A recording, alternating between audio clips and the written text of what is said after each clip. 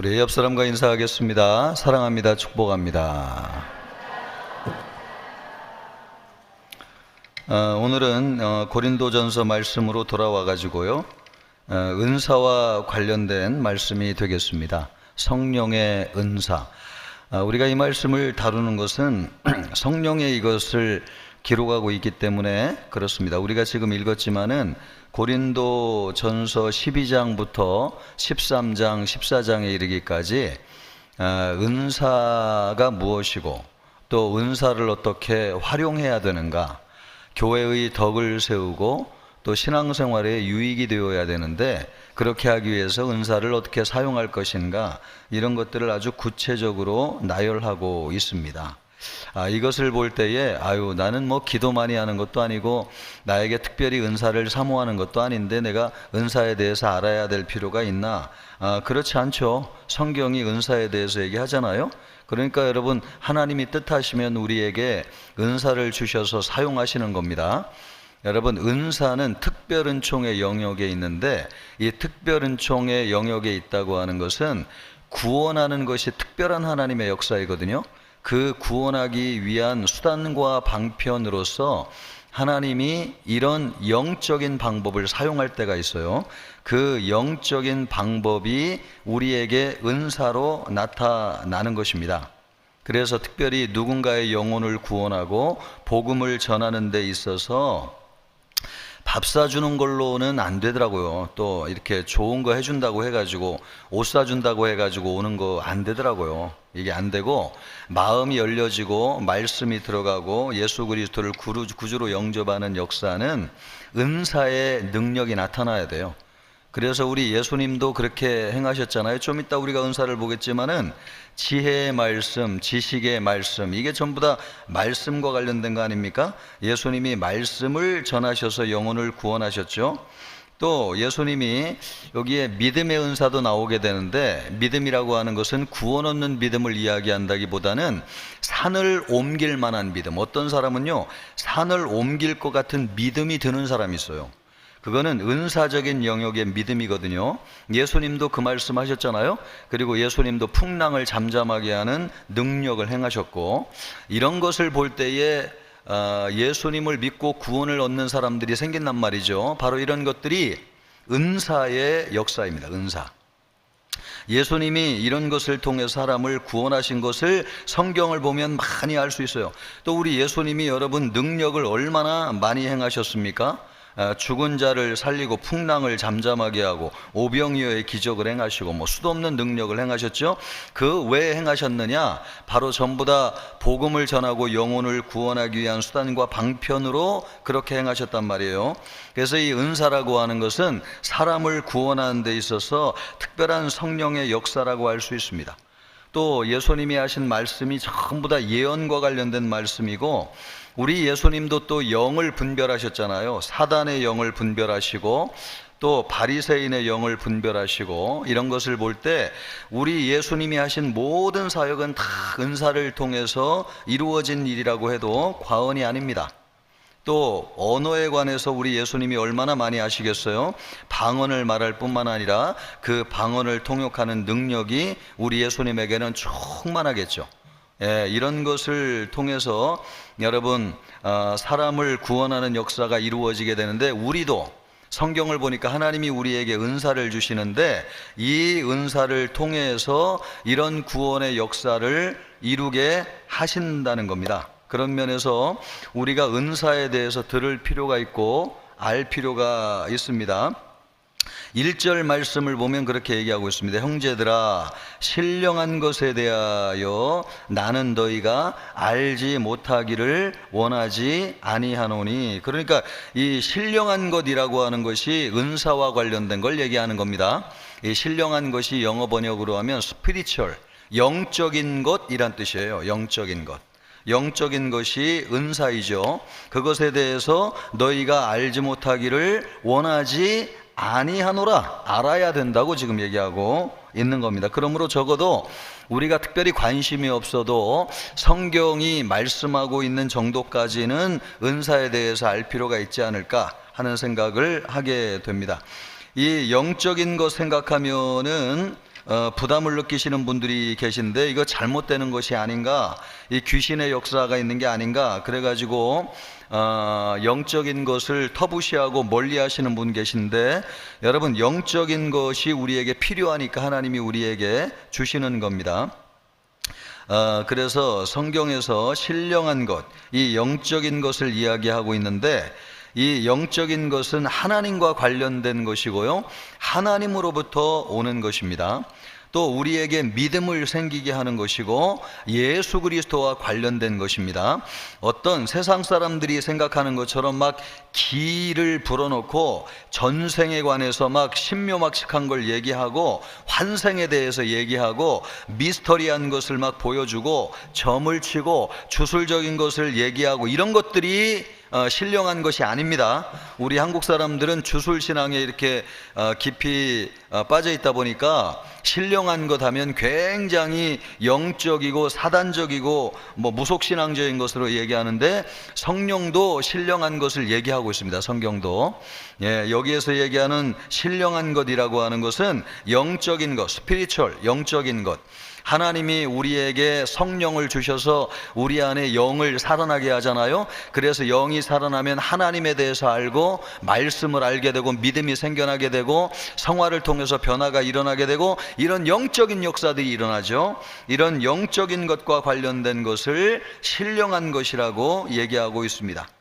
이것은 우리에게 유익을 줄 뿐만 아니라 우리에게 참 소망을 주고 또 우리에게 능력을 주는 것이기 때문에, 가능하면 여러분 신앙생활하는 우리가 이런 어떤 성령의 은사를 알고 성령의 은사를 통해서 교회를 더 힘있게 세워나가고 복음의 역사가 나타나는 일들이 있어야 됩니다.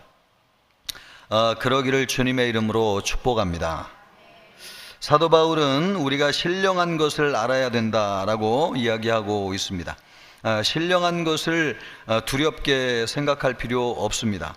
신앙 안에서 신령한 것은 능력을 주고요, 또 우리에게 평강을 주고 소망을 줍니다.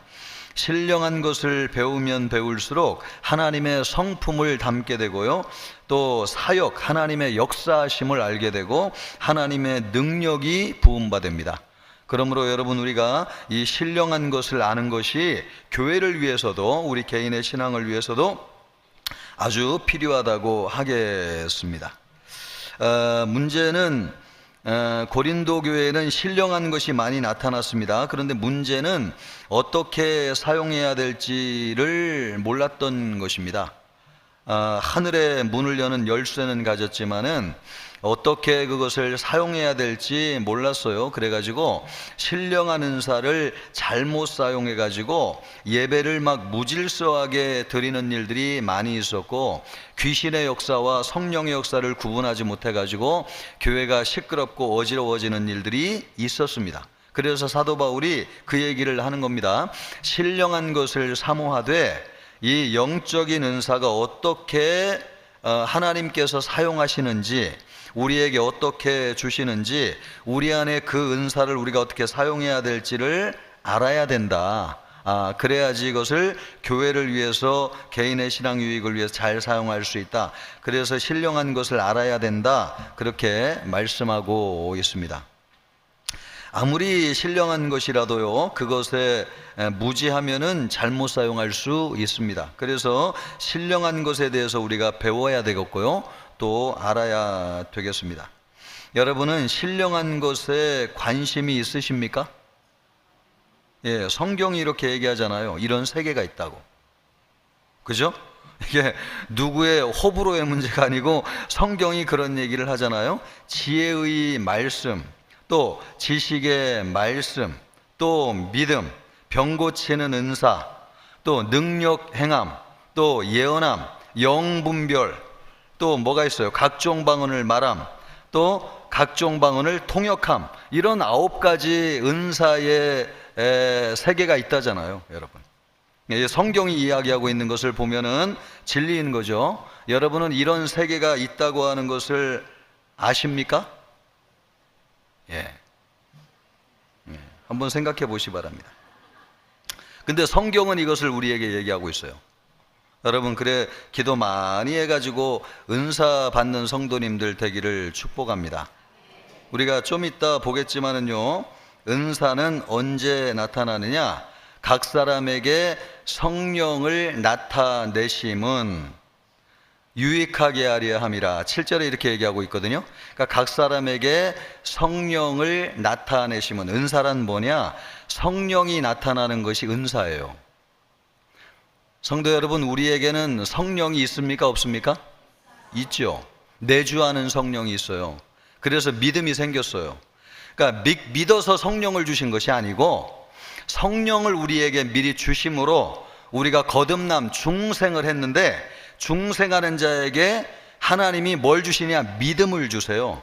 그래서 우리는 예수님을 믿는데 믿음이 먼저인 것 같지만 아니고, 믿기 전에 뭘 보내주셨다고요? 성령을 보내주셔가지고 믿음을 주셔서 믿게 하시는 거예요. 근데 우리 입장에서는 믿음이 먼저 같아요. 내가 믿는다고 고백을 하니까. 그러나 진짜 영적인 순서는 성령이 우리에게 먼저 오는 것이 먼저입니다. 그래서 우리에게 믿음을 주시는 거예요. 그러므로 우리가 예수님을 구주로 믿는다고 하면은 우리 안에 뭐가 계시냐면 성령이 계신 겁니다. 그 성령은 여러분 내주하시는 성령이에요. 따라해보세요. 내주하시는 성령.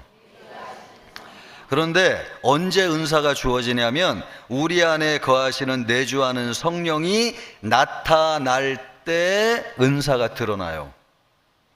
나타날 때. 그러니까 여러분, 은사가 드러나지 않아도 성령이 계시기 때문에 예수님을 믿으면 구원을 받습니다. 그런데 은사는 언제 나타나느냐? 성령이 나타날 때 은사가 나타나요. 언제 나타난다고요? 성령이 나타날 때. 그래서 여러분, 뜨겁게 기도할 때, 간절히 기도할 때 성령 충만함이 나에게 부어지는 역사가 있을 때 은사가 나타나요.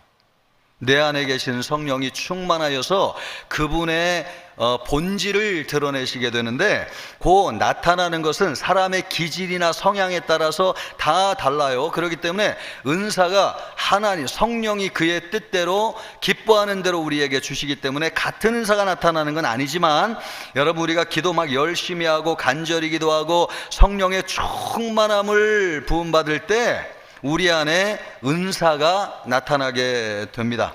그러므로 여러분이 진짜 은사를 받기를 원하시고 내 안에 은사가 임했더라도 그것을 확인하기를 원한다면 어떻게 해야 되겠어요? 성령이 충만할 때까지 간절히 뜨겁게 기도해야 돼요. 예, 은사란 뭐냐? 성령이 나타나는 것이 은사라고 말씀하고 있잖아요. 그래서 우리가 신앙생활하면서 기도할 때 뭐 이렇게 묵상하면서 기도도 하고 또 잠잠히 기도도 하지만은 여러분 진짜 강력하게 기도하시기를 바랍니다. 어떤 때는 목숨을 걸고 기도하시기도 하시고, 어떤 때는 사생결단하고 기도하시기도 하시고, 어떤 때는 막 부르짖어 간절히 뜨겁게 기도하기도 하시고, 그럴 때 뭐가 나타나냐면 은사가 나타나게 됩니다. 그런데 이 은사라고 하는 것이 한번 나타났다고 해가지고 항상 나타나는 것이 아니고, 은사는 성령으로 말미암아 우리에게 주어지는 것이기 때문에 인격적이세요. 그래서 우리 안에 성령이 우리를 주도할 때 성령이 역사하는데, 막 내가 주도해가지고 성령을 누르고 성령의 판단보다 내 생각을 앞세우려고 하면은 성령은 인격적이신 분이어서 성령이 우리 안에 잠잠해지실 때가 있어요. 그러면 여러분, 우리가 은사는 받았지만은 은사가 나타나지 않을 수 있습니다. 그러므로 여러분, 은사가 나타나고 은사가 주어졌다고 해가지고 다 되는 것이 아니고, 이 은사를 어떻게 사용할 것인지 훈련을 받아야 돼요. 은사가 개발돼야 돼요. 은사가 적극적으로, 우리가 예를 들어서 뭐 방언을 한다, 병 고치는 은사가 나타났다, 한 번 나타났다 가지고 계속 자동적으로 나타나는 게 아닙니다. 은사는 성령이 인격적이신 분이기 때문에 우리가 성령을 존중하고 높여드리고 성령의 인도하심에 절대적으로 복종하게 될 때 성령이 우리를 주관하셔 가지고 그분의 능력이 나타나게 되는 거거든요. 그러므로 우리에게 은사가 부어졌다 할지라도 훈련을 받아야 됩니다. 성령의 인도하심을 받고 성령께 순종할 줄도 알고 성령의 성품 인도하심을 따라 그리스도의 성품으로 변화되고, 그래가지고 여러분, 우리가 성령이 사용하기에 좋은 사람으로 변화가 될 때 성령이 충만하게 더 은사를 드러내고 역사하신다는 것입니다. 우리 교회 성도들 가운데 인격이 훌륭하고 충만하신 분들이 많아져가지고 성령의 은사를 부음받아가지고 성령의 역사로 많은 사람을 구원하면 좋겠습니다. 그런 은혜와 능력이 나타나기를 주님의 이름으로 축복합니다. 이것이 성령의 은사에 관한 개괄적인 이야기입니다. 우리가 이 성령이냐 아니냐를 잘 분별할 필요가 있어요. 그것을 기준으로 우리에게 알려주시는 말씀이 있는데, 그게 뭐냐면은 성령이 아니고서는 예수님을 주시라 할 수 없다는 겁니다. 우리 3절 말씀을 딱 보시면 돼요. 3절 말씀. 자, 3절 말씀을 같이 읽습니다. 그러므로 내가 너희에게 알리노니 하나님의 영으로 말하는 자는 누구든지 예수를 저주할 자라 하지 아니하고, 또 성령으로 아니하고는 누구든지 예수를 주시라 할 수 없느니라. 여러분, 막 신비한 게 나타나고 기적이 일어나고 병 고침을 하고 막 방언을 이야기한다고 해가지고 진짜 다 성령의 역사고 다 참으로 맞는 것이 아니라는 거예요. 기준이 뭐라는 겁니까? 예수 그리스도라는 거예요. 기준이. 성령을 받았는데 더 예수 그리스도를 인정하고 예수님을 믿고 예수 그리스도의 복음을 전하고 덕이 되고 유익을 끼쳐야지, 그것이 진짜 성령의 역사지. 은사 받았다고 하는데 자기가 드러나고요, 또 막 사람들을 막 판단하고 정죄하고 이런 예수님과 관계없는 일들을 하면 그거는 성령의 역사가 아닐 수 있다. 그러므로 여러분, 우리가 영적인 것을 분별하는 기준점은 누구라고 하는 것을 얘기한다는 거예요. 예수 그리스도라는 것을 말씀하고 있습니다. 예수님이 우리에게 딱 기준이세요. 여기에 보면은 인간의 두 가지 상태가 있다잖아요. 예수를 저주하는 상태가 있고 예수를 주로 시인하는 상태가 있습니다. 우리 인간이 아담의 범죄 이후에 범죄하여 가지고 예수님을 저주하는 자가 되었었잖아요. 예수 믿으라고 하면 무슨 예수를 믿어?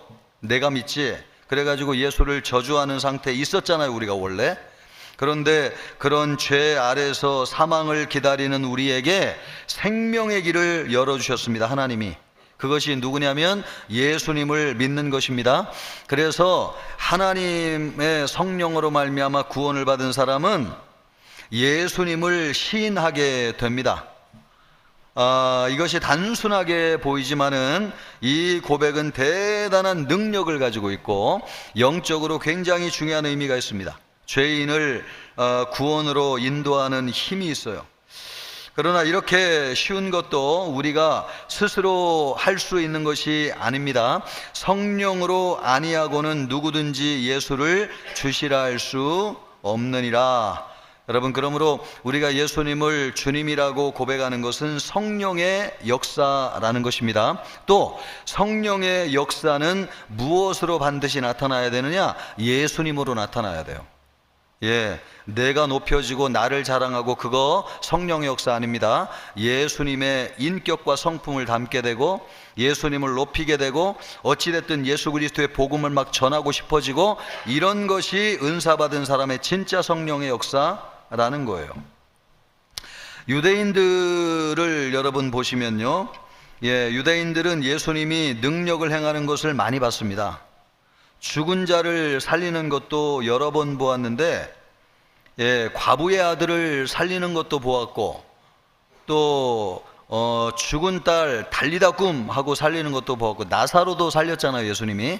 그런 죽은 자를 예수님이 여러 번 살렸단 말이에요. 이런 예수님이 하나님이 보내신 구원자라고 하는 증거를 많이 보았음에도 불구하고 바리새인들의 대부분의 사람들은 예수님을 구주로 영접하지 않았습니다.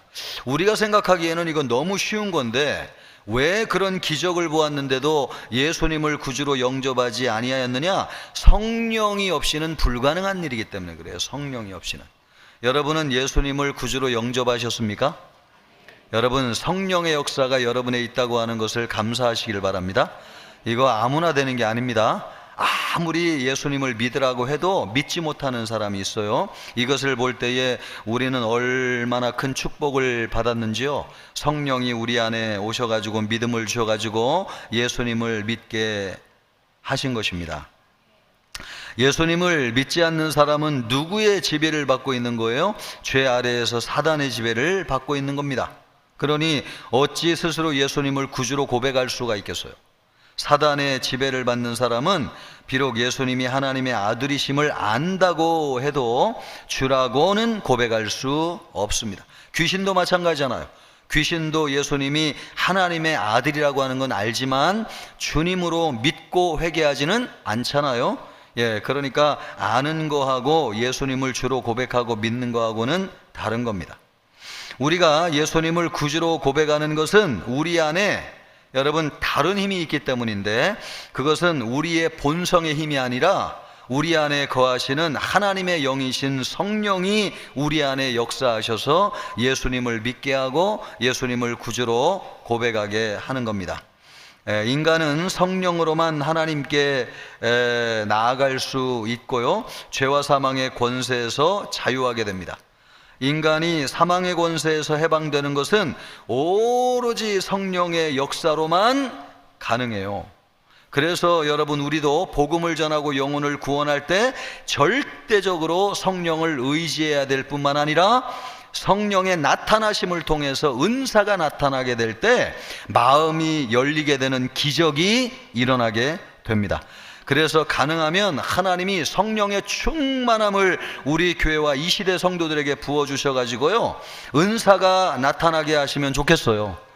그래가지고 마음이 그냥 꽉 닫혀있는 사람들의 마음이 막 허물어지고 여리고성처럼 마음이 막 확 열려져가지고 예수님을 믿는 역사가 있으면 좋겠습니다.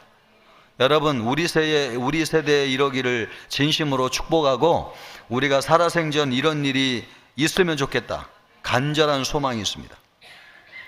디모데 3장 5절 말씀을 보면은 우리를 구원하시되 우리가 행한 바 의로운 행위로 말미암지 아니하고 오직 그의 긍휼하심을 따라 중생의 씻음과 성령의 새롭게 하심으로 하셨나니.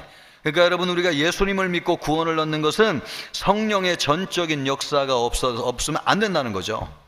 그러므로 우리가 성령을 힘입어야 되는데, 은사란 뭐라는 거예요? 그 성령이, 우리 안에 거하시는 성령이 충만하게 우리의 기질을 압도하고 우리의 인간적인 생각을 압도하고 우리의 나쁜 성품을 압도하고, 그래서 막 성령이 우리에게 충만하게 드러나게 될 때 우리 안에 은사가 부음받는 역사가 있다는 겁니다. 그럴 때에 여러분, 구원의 역사도 능력 있게 나타날 수 있다는 거예요. 바라기는. 그렇지 않아도 여러분, 우리가 뭐 기도하면서도 전도할 수 있고, 또 우연한 방법으로 교회 왔는데 말씀을 듣고 예수님을 믿는 역사도 있지만은, 그거보다도 더 큰 역사가 있어가지고 우리 주변에 완악해가지고 예수 믿지 않는 사람이 얼마나 많이 있습니까? 그분들의 마음이 확 열리는 역사가 있으면 좋겠어요. 그것은 성령의 충만한 나타남인데, 그것이 은사를 통해서 나타나게 될 때 그런 일이 있을 수 있다는 겁니다. 구원은 하나님께 속한 것입니다. 구원은 전적으로 하나님의 은혜. 우리가 이 자리에 예배하는 것 참으로 감격스러운 일입니다. 우리의 힘으로는 도저히 이곳에서 예배할 수 없는데, 성령의 역사가 아니고서는 여러분, 이런 일이 있을 수 없는 거죠. 성령의 역사하심이 참 우리에게 감사해야 되는 것은, 이것은 그냥 하나님이 은혜로 우리에게 주신 것인데, 이것으로 말미암아 우리가 구원을 얻게 되는 것이고요, 또 이 성령의 역사로 말미암아 다른 사람도 구원하게 하신다 하는 것입니다. 여러분, 우리 안에 성령이 충만하게 나타나기를 주님의 이름으로 축복합니다. 또 우리가 알아야 될 것은 더한 은사도 덜한 은사도 없다 하는 것인데, 4절 말씀을 보면 이렇게 말씀하고 있습니다. 은사는 여러 가지나 성령은 같다. 그죠? 그 다음 구절을 보면은 직분은 여러 가지나 주는 같다. 또 그 다음 구절을 보면 사역은 여러 가지나 모든 일 중에서 모든 사람 가운데서 모든 것을 이루시는 하나님도 같으시다, 이렇게 말씀하고 있습니다. 그러니까 성도들에게 은사는 여러 가지로 나타날 수 있다는 거예요. 아까 이야기한 것처럼 8절부터 10절까지를 보면 은사가 9가지가 나오는데 우리 한번 요거 읽어보겠습니다. 8절로 10절. 자, 읽습니다.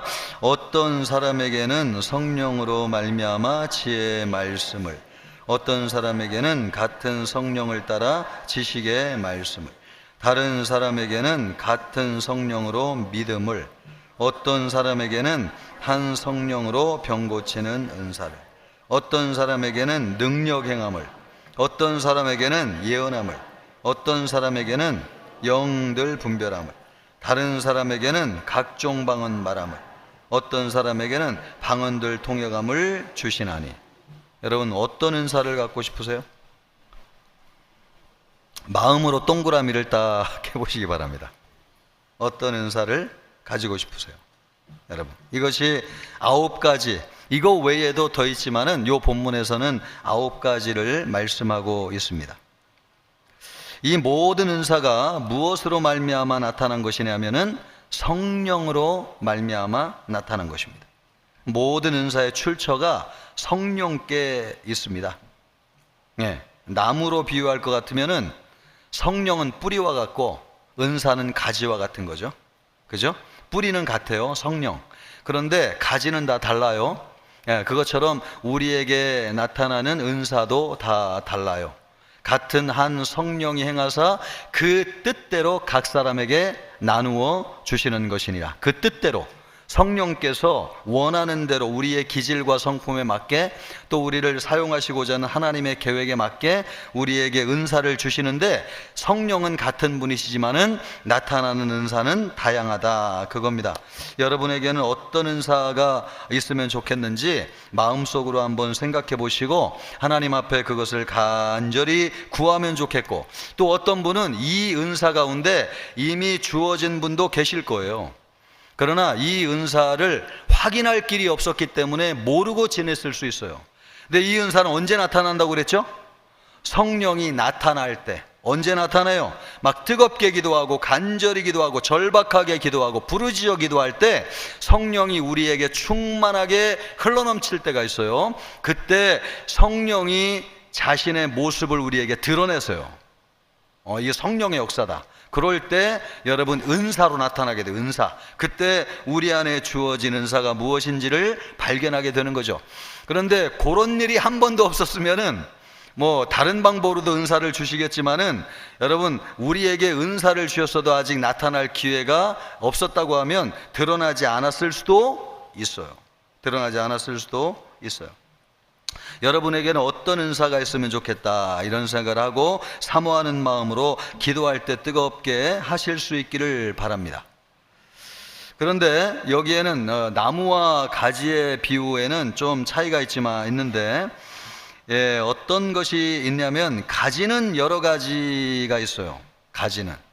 그래서 예수님도 요한복음 15장 말씀을 보면은 무릇 가지가 4개 붙어 있어 열매를 맺지 아니하는 가지는 아버지께서 그것을 제거해 버리시고, 또 열매를 맺는 가지는 더 열매를 맺게 하려 하여 그것을 깨끗하게 하시느니라. 그러니까 가지는 가지인데, 예수님에게 붙어 있는 가지는 가지인데 열매를 맺는 가지가 있고 열매를 맺지 못하는 가지가 있다는 겁니다. 그러면 열매를 맺지 못하는 가지는 아버지가 농부신데 하나님 아버지가 어떻게 하신다는 거예요? 제거해 버리시. 참 무서운 얘기죠.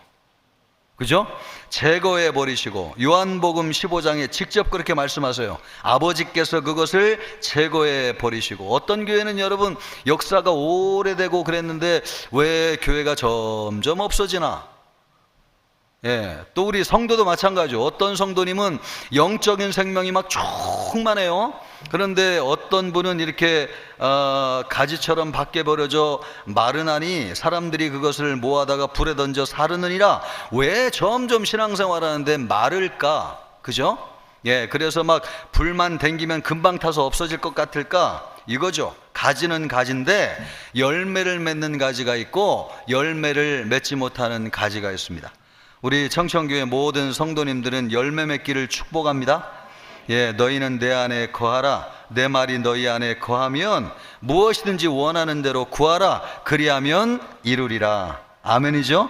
예, 너희가 열매를 많이 맺으면 내 아버지께서 영광을 받으실 것이요 너희는 내 제자가 되리라. 요한복음 15장 말씀의 핵심이 뭐예요? 열매 맺는 가지가 되라는 거죠. 열매 맺는 가지.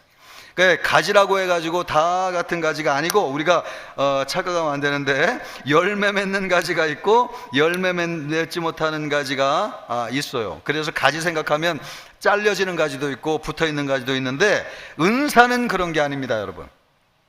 은사는 어떤 은사도 다 성령이 주신 은사이기 때문에 다 소중한 은사예요. 방언도 귀한 은사입니다. 또 병 고치는 은사도 귀한 은사예요. 다 같이 귀한 은사예요. 그런데 사람들은 은사를 생각하면은 더 좋은 은사, 더 나쁜 은사 이렇게 생각해가지고 신앙을 열등하게 생각하거나 더 큰 능력 은사를 받은 사람은 자기가 막 더 대단한 것 같아가지고 그렇지 못한 사람들을 이렇게 좀 얕보는 경향이 있는데 이 은사가 이런 함정이 있다는 거예요. 어떤 은사는 눈에 보이는 은사가 있어요. 어떤 은사는 받았는지 안 받았는지 드러나지 않는 은사가 있어요. 그래서 우리는 육신을 가지고 있는 한계가 있는 인간이기 때문에 비교하게 돼요. 비교하게 돼. 아유, 저 사람보다 내가 은사가 덜하네. 나는 저 사람보다 더 좋은 은사 있네. 그래가지고 비교하게 된다는 거죠. 예, 요런 함정에 빠지면 안 된다는 것을 얘기하고 있습니다. 예, 은사는 여러분 덜한 은사도 없고 더한 은사도 없고 다 성령으로 말미암아 우리에게 주시는 귀한 은사예요. 그러니까 눈에 보이는 신유 또 예언의 은사를 받으면은 목에 힘을 주는 경향이 있고 영적인 것을 꿰뚫어 보는 것처럼 막 자랑하기도 해요. 이들은 자기가 받은 은사로 자기 신앙이 다른 사람보다 막 우월하고 그래서 자랑할 기회로 삼게 됩니다. 얼마나 이것이 우스운 일입니까? 부모님으로부터 선물을 받은 아이가 서로 자기 선물이 다 좋다고 우기며 싸우는 거하고 비슷한 겁니다. 성령으로 말미암아 나타난 은사는 모두가 다 중요합니다. 모두가 다 중요해요. 성령에 뿌리를 두고 있기 때문에 그래요. 본질적으로 더 중요한 은사도 없고 사실 덜 중요한 은사도 없습니다. 성령이 기뻐하시는 뜻대로 나누어 주셨기 때문에 사람에 따라 다 다를 뿐이지 본질은 같습니다. 은사를 주신 목적은 무엇이냐? 교회의 덕을 세우고 우리의 신앙을 유익하게 하려는 것입니다. 성령의 역사는 인간이 평가하고 판단할 수 있는 것이 아니에요. 선물로 주시면 감사히 받을 뿐이에요. 내 것이 좋으니 네 것은 나쁘다 이렇게 판단할 것이 아닙니다. 어찌 주님이 사랑하는 자들끼리 비교하고 자랑하고 싸우도록 그런 선물을 우리에게 주시겠냔 말이에요. 만약 그 선물로 자녀들이 싸우고 상처받는다고 하면 하나님께서 주시지 않겠죠. 그런데 현실은 어떠냐면 우리가 은사뿐만 아니라 교회에서 신앙생활할 때 믿음이 좋고 나쁘고 이것을 가지고 판단한단 말이죠. 그래가지고 싸우기도 하고 내가 옳고 당신이 틀리고 이런 거에 자꾸 휘말립니다. 영적인 것이 우리의 육신이 연약하기 때문에 이런 제한과 한계가 있다고 하는 것을 기억하셔야 돼요. 그래서 하나님이 신령한 것을 우리에게 주실수록 인격이 겸손하여지고 자기를 좀 낮추고 주님을 높이는 데 초점을 맞춰야지 내가 맞다, 내 주장이 맞다, 내 생각대로 해야 된다 여기에 창념하고 집중하게 되면 거룩하신 성령의 일을 어렵게 만드는 것입니다, 여러분. 그러므로 여러분 하나님이 우리에게 온갖 귀한 것을 다 주실 수 있는데 왜 우리에게 이것을 쉽게 주지 않느냐? 이것을 우리가 보관하고 이것을 사용하고 이것을 통해서 유익을 끼칠 만한 인격적인 준비, 내면의 우리의 어떤 내면의 신앙 상태 이런 것들이 준비되지 않았기 때문에 이런 것을 충만하게 우리에게 주실 때 시간이 많이 걸리시는 것 같아요. 그러므로 여러분, 우리가 뭘 해야 되느냐? 하나님 앞에 좋은 은사, 신령한 은사를 사모하면 사모할수록 그것을 담아낼 수 있는 인격적인 예수님을 닮은 그릇이 우리 안에 준비되어져 있어야 되겠습니다. 우리 사랑하는 성도님들, 그러기를 축복합니다. 그래서 여러분, 누구를 판단하고 정죄하고 네가 옳고 내가 옳고 이런 함정에서 벗어나셔야 돼요. 이런 함정에서. 그래야지 우리가 하나님이 우리에게 주시는 것으로 풍성하게 교회를 부요하게 하고요, 우리의 신앙생활이 복된 신앙생활이 될 수 있다는 것입니다. 눈에 보이지 않는 은사도 참 귀하게 중요하게 여겨야 되는데, 아까 우리가 8절부터 10절까지 말씀을 보면은 성령의 9가지 은사 가운데서 눈에 보이지 않는 은사가 있는데요, 여러분, 지혜의 말씀과 지식의 말씀은 이게 사모하고 싶은 은사입니까? 예, 그렇죠.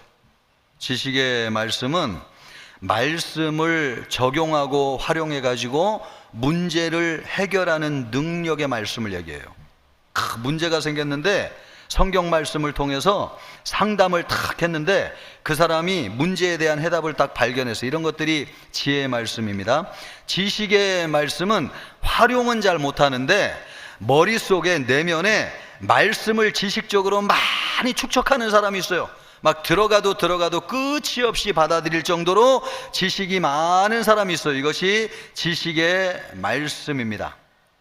또 믿음이라고 하는 것은 아까 이야기한 것처럼 구원 얻는 믿음이라기보다는 산을 옮길 만한 믿음이 있을지라도, 그런 말씀 있잖아요. 그런 믿음을 이야기하는 것이고, 병 고치는 은사는 병 고치는 것, 또 능력을 행하는 것도 말씀 한마디로 막 풍랑을 잠잠하게 하는 거, 이 능력을 행하는 거죠. 예언한다고 하는 것은 장래일을 알리는 것이고요, 또 영들 분별한다고 하는 것은 이것이 천사를 가장한 사단의 역사인지 진짜 하나님의 역사인지 영적으로 꿰뚫어 보는 사람이 있어요. 그런 것들이 영들 분별하는 은사입니다. 이런 사람은 이단에 넘어가지 않습니다. 이런 사람은 사기꾼에게 넘어갈 일이 없어요. 왜냐하면 항상 본질을 꿰뚫어 보는 영적인 안목이 있기 때문에 그래요. 또 각종 방언 말한다고 하는 것은 방언을 이야기하는 거죠. 방언을 이야기하는데, 또 방언 통역하는 은사라고 하는 것은 방언을 무슨 말인지 한국말로 이렇게 번역해 주는 은사, 바로 그것이 방언들 통역함의 은사라고 할 수 있습니다. 여러분이 볼 때는 눈에 보이지 않는 은사가 어떤 게 있을 어떤 것이 눈에 안 보이는 은사 같습니까? 믿음도 속에 있는 거니까, 어떤 분은 막 이루어질 것 같은데, 그런데 여러분, 그게 믿음이 눈에 보이는 건 아니잖아, 그죠? 확신이 들고 막 믿어지는 거, 이게 눈에 보이지 않는, 이런 믿음은 드러나지는 않아요. 그런데 막 병 고치는 은사는 막 드러나요. 벌떡 일어나고 막, 그죠? 앉은 병이 막 벌떡 일어나고, 중풍병자가 막 그 자리에서 벌떡벌떡 일어나고, 그러면 눈에 보이는 거죠. 그러나 은사는 눈에 보이지 않는 은사도 있어요. 영분별의 은사도 눈에 보이지는 않잖아요. 속으로 아는 거죠. 이렇게 눈에 보이지 않는 은사가 있는데, 이 눈에 보이지 않는 은사도 귀한 은사다라고 하는 것을 꼭 아셔야 됩니다. 그래서 우리가 눈에 보이는 드러나는 은사만 너무 이렇게 막 사모하고 그러지 말고요, 그것만 좋은 은사라고 생각하지 마시기를 바라고, 성경에 기록된 은사는 다 귀하고 좋은 은사입니다. 아까 믿음 얘기했는데 우리가 알아야 될 것은, 여러분, 믿음, 소망, 사랑, 이 세 가지는 항상 있다고 그랬잖아요. 그러니까 이 믿음의 은사도 얼마나 귀한 것인지요. 눈에 보이지 않는 은사입니다. 바울은 외형적인 은사가 아무리 풍성해도 눈에 보이지 않는 은사인 사랑이 없으면은 아무것도 아니라고 말씀했습니다. 눈에 보이지 않는다고 은사가 힘이 없는 게 아닙니다. 여러분, 믿음이 얼마나 큰 위력이 있습니까? 믿음이 한 겨자씨만큼만 있으면 이 산을 명하여 여기서 저기로 옮기라 하여도 옮길 것이요 라고 말씀했으니까, 믿음은 눈에 보이지 않지만은 얼마나 위력이 있는지를 우리에게 얘기하는 거죠. 또 히브리서 11장 6절도 보면 믿음이 없이는 하나님을 기쁘시게 할 수 없다. 그러므로 눈에 보이지 않는 은사지만 이런 은사 참 귀한 은사라고 할 수 있습니다. 그러므로 덜한 것도 없고 눈에 보이지 않는 은사도 귀한 것이다. 이렇게 아시고 사모하시기를 바랍니다. 우리 마지막으로 한 가지 보기를 원하는 것은 성령이 나에게 주신 은사는 무엇인가? 우리 11절 말씀 한 번 더 읽어보겠습니다. 11절입니다. 이 모든 일은 같은 한 성령이 행하사 그의 뜻대로 각 사람에게 나누어 주시는 것이니라. 아멘. 여러분, 이 말씀이 지금도 우리에게 살아있는 하나님의 말씀입니다. 그래서 이 말씀을 붙잡으세요. 이 모든 일은 같은 한 성령이 행하신다는 게 뭐예요? 성령이 우리에게 주신대요. 그런데 누구의 뜻대로? 그의 뜻대로, 성령의 뜻대로. 여러분, 성령이 판단하시고 결정하시는 것은 하나님이 결정하시고 판단하시는 겁니다. 그러므로 우리에게 성령님이 주시는 것은 우리에게 제일로 좋은 겁니다. 그렇게 아시고 받으시면 돼요. 그의 뜻대로 각 사람에게 나누어 주시는 것이니라. 아까도 얘기했지만은 7절 말씀을 보면은 각 사람에게 성령을 나타내심은 유익하게 하려 하심이라. 성령이 나타날 때에 성령의 은사가 나타나게 됩니다. 여러분들이 모두 뜨겁게 기도하시기를 바라고요. 정말 사모하시기를 바라고, 여러분이 많이 있는 사람 앞에서 기도하는 것이 좀 불편하다고 생각이 되면 혼자 집안에 있을 때에 이불을 뒤집어 쓰고서라도 정말 간절히 뜨겁게 기도해 보세요. 나를 넘어서는 순간을 경험해 보세요. 나를 넘어서는, 병으로 고통당하시는 분 계시잖아요. 문제가 해결되지 않아 가지고 힘들어하는 분 있잖아요. 나를 넘어서는 기도를 한 번 정도는 해보세요. 그냥 우리가 지금까지 늘 했던 것처럼 중얼중얼 이렇게 묵상하면서 하는 기도도 귀한 기도인데, 한 번은 나를 넘어서는 기도를 한번 해보세요. 내 기도의 습관을 완전히 한 번은 넘어서 보자. 그것을 가지고 간절히 뜨겁게 주의 이름 부르고 기도해 보세요. 그럴 때 우리 안에 내주하시는 성령님이 그분을 드러내심으로 말미암아 우리에게 성령의 나타남을 주시는 때가 있을 것이라 믿습니다. 우리 모든 성도들에게 성령의 충만함과 성령의 은사가 있기를 주님의 이름으로 축복합니다.